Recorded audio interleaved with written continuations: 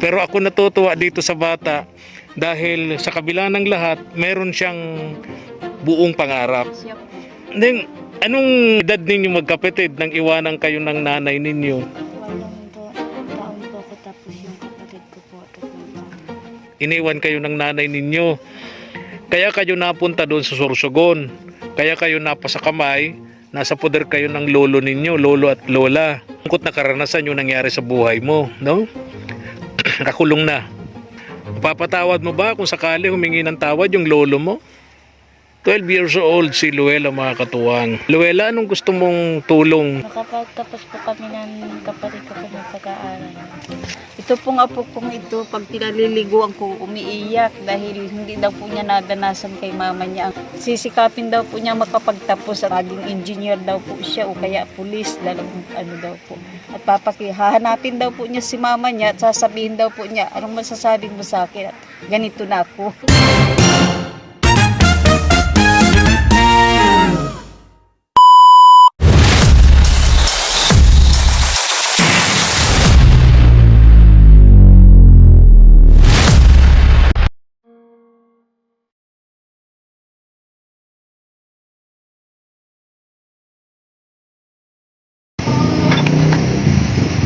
Yan, tumagas na yung mga langis.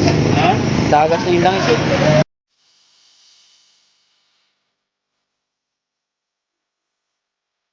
Halo-halo na yung langis. Grabe, halo-halo na yung langis. Ano? Opo.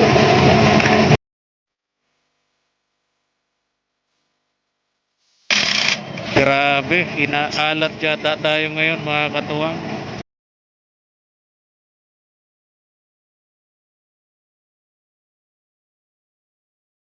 Problema yung piyesa nito, yung ilan nito wala pa ditong mabila. Mag-o-order pa, ang bihira. Hindi natin alam kung saan tayo bibili ng mga piyesa pa nito. Laking abala nito sa atin, mga katuwang.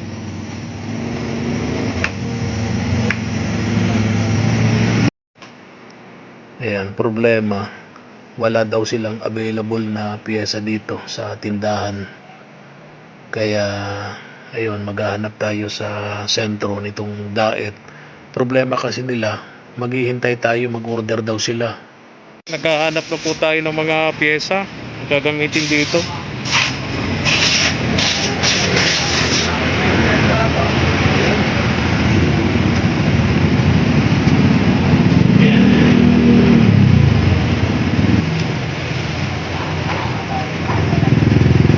Nabala yung lakad natin.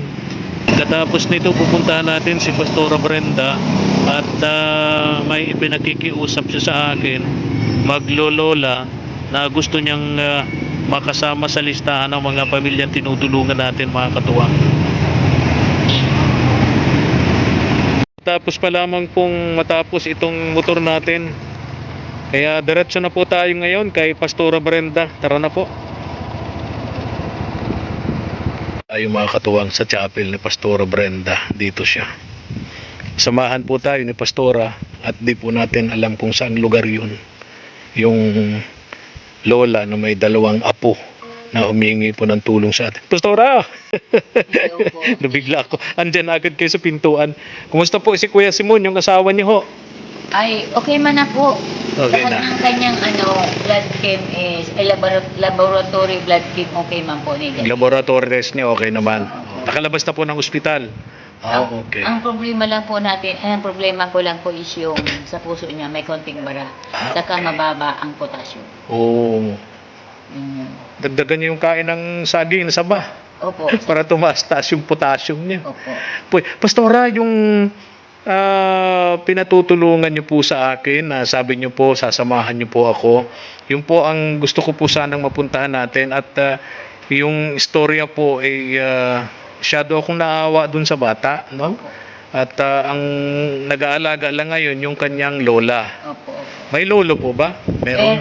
Meron. Kaya lang, ang lolo niya is paralyzed. Paralyzed. Opo. So yung paano nabubuhay yung lola, paano siya kumikita para buhayin yung kanyang asawa at yung Umaasa lang po sila sa pensyon. pensyon, yung social pension, Opo. yung 1,000 a month. Opo. Dalawa naman sila, di ba? Opo. Ah, okay, okay. So may um, na-story niyo po sa akin yung malungkot na karanasan nung bata sa kanyang lolo. Pero syempre wag na po natin pag-usapan. Huwag na po, huwag na. At baka mag-result, alam niyo naman po sa school, di ba? Usong-uso ang mga bullying, no? Opo. Kawawa naman yung bata. So, Pastora, okay lang ba? Samahan niyo po ako. Okay lang po, okay. Tara po, Pastora, tara. Sige. Puntahan po namin ni Pastora, samahan po niya ako dun sa Maglola. Opo. Tara ko lang po dito. Opo, opo. Tara po. Magmumotor daw kami ni Pastora. Bago may lalakarin. Ang bahay tabing ilog, mga katuwang. Ayun. Iniwanan ko po muna yung motor natin doon sa bahay na nadaanan po natin. Daanan po namin ni Pastora. Maglalakad na lang po kami papunta doon sa bahay ng mga maglola para makilala po natin yung magkapatid na iniwan o inabandona ng kanilang nanay na pinatutulungan po sa atin. Ito yung magkapatid na inilapit po sa atin ni Pastora Brenda para matulungan po ng ating mga katuwang, mga sponsors. Medyo masalimuot raw po ang pinagdaanan ng bata sa kamay ng kanyang sariling lolo. Pero yung lolo niya ngayon, nakakulong na matapos sampahan ng kaso. Ayun, kaya sa pag-uusap namin ni Pastora Brenda, marami po siyang naikwento sa akin. Kaya nagkaroon po ako ng interest na makilala itong magkapatid. Tao po. Ayun. Gandang hapon po. Gandang hapon po sa inyo, Ate Elisa, tama? Opo. Ate Elisa. Yan, nagpasama po ako dito kay Pastora Brenda. At pinakiusap niyo po sa akin na puntahan ko kayo dito para makausap para sa dalawang apo nyo. Opo. Ito po ba yung dalawang apo nyo? Siya po. Oo. Anong pangalan po nitong babae? Okay. Huwag nyo nang banggitin ng apelyido. Ito naman. Oo. Itong babae, anong grade? Grade 7 po. Grade 7.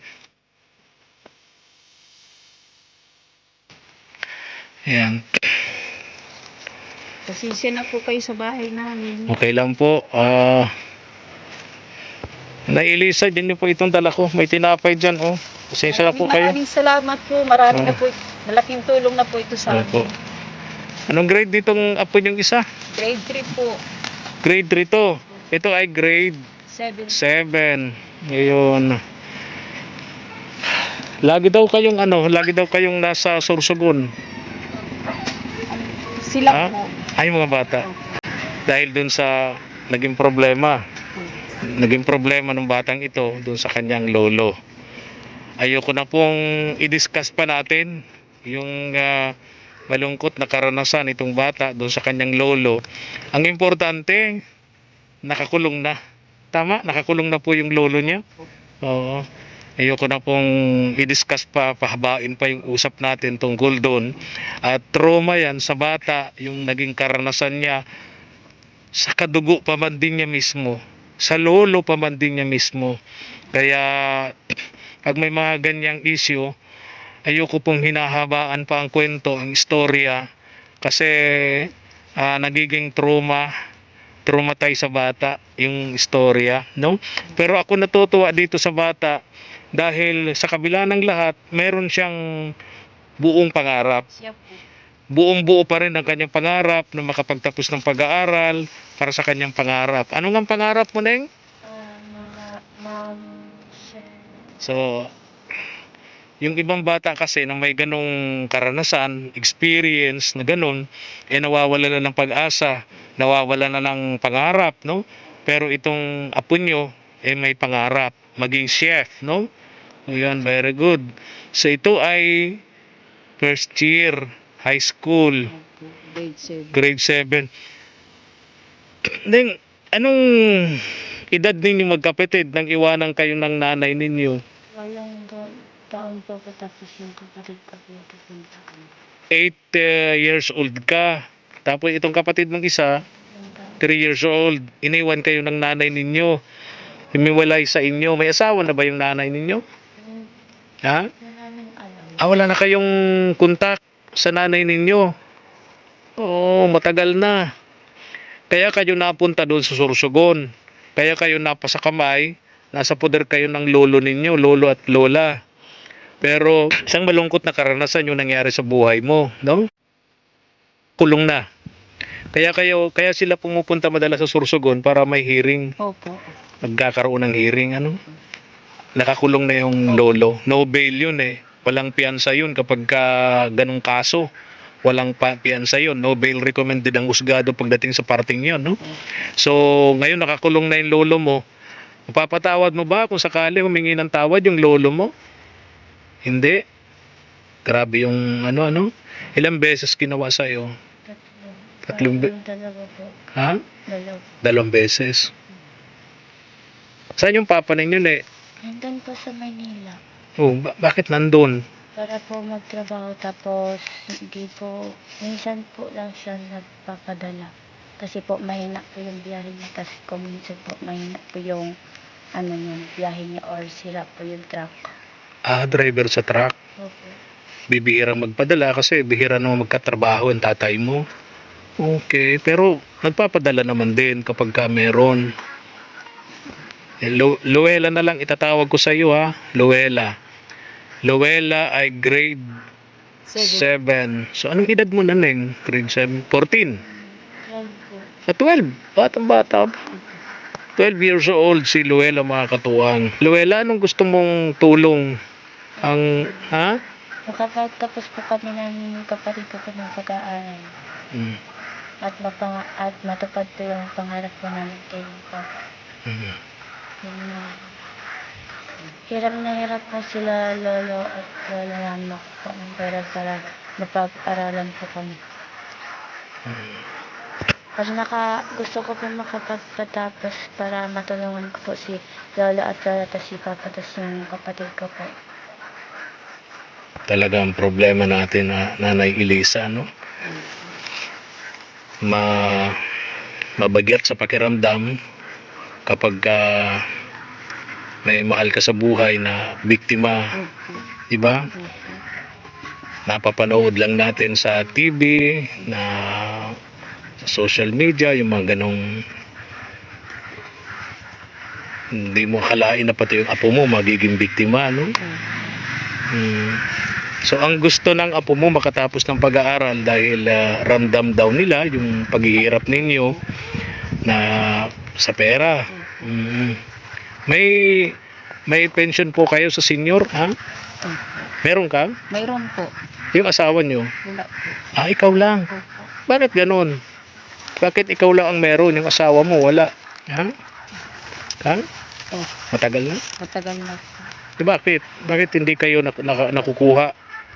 Ako lang po ang nakuha, si Mr. ko po hindi. Hindi ko nga po alam kung bakit. Ito pong apo kong ito, pag pinaliliguan ko, umiiyak dahil hindi daw po niya nadanasan kay mama niya ang gano'n na pinaliliguan siya. Kaya naawa po ako sa kanya. Saka nagpipindo po siya sa akin na sisikapin daw po niya makapagtapos at may pangarap po siya sa buhay na maging engineer daw po siya o kaya pulis, daw po. At hahanapin daw po niya si mama niya at sasabihin daw po niya, anong masasabi mo sa akin? Ganito na ako. Kaya, labis pong parang pangarap nito maging pulis. Pangarap maging pulis. Ito naman maging chef. Kaya pulis daw po, kaya daw engineer. Engineer. Hahanapin daw niya si mama niya. Opo.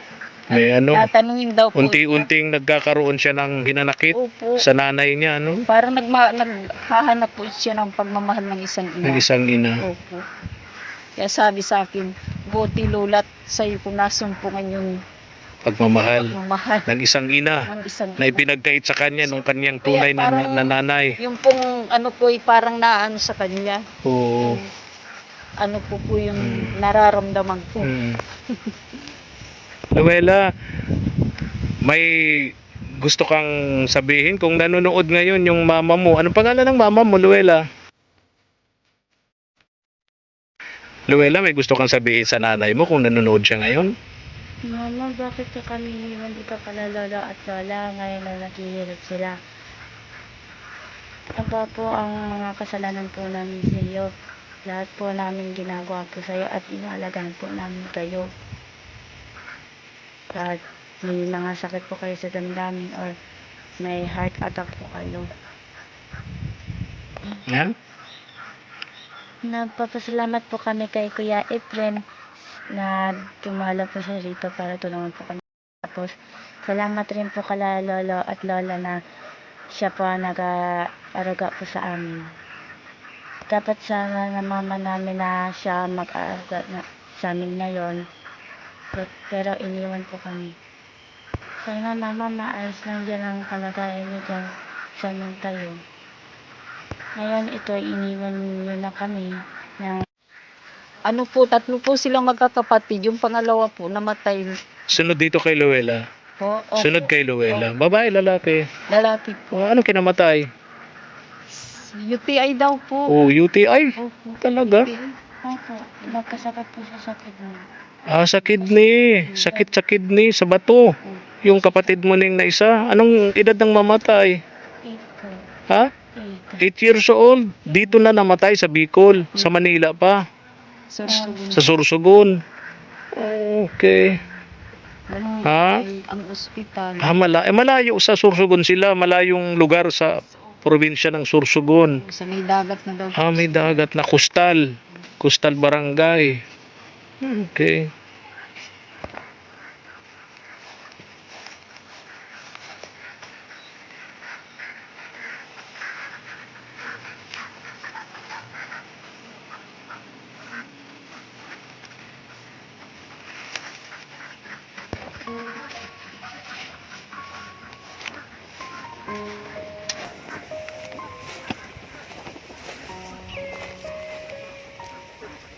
Ito pala si Luella, napakatalino pala nito. Average pala nito sa Sa card po ay 91. 91, wow. Totoo yan? Opo. 91. Itong kapatid mo. 92 po ang average. Oh. Ano nga po kaya, Magagaling mag-aral, no? saka panlaban daw po yan sa mga subject. Anong subject?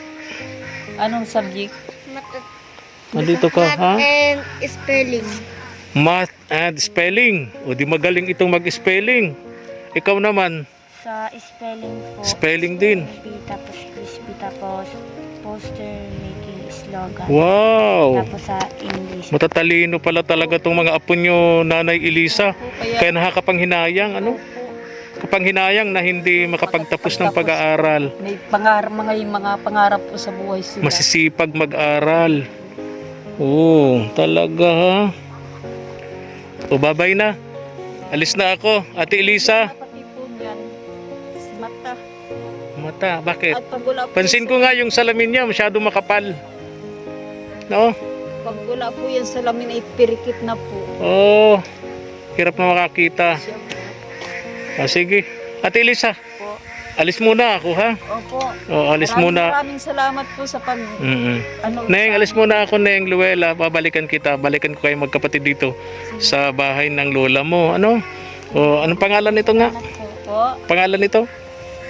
Jubito po. Jubito. Bye-bye. Bye-bye na. Ay, bye-bye. Ingat kayo ha, Neng. Salamat po. Ingat kayo, ingat kayo.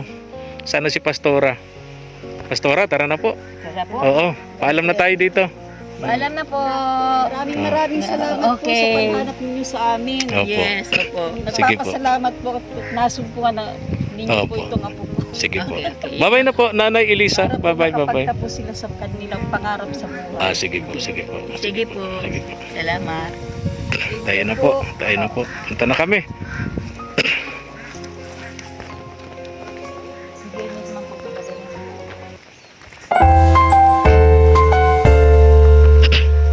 Thank you for watching.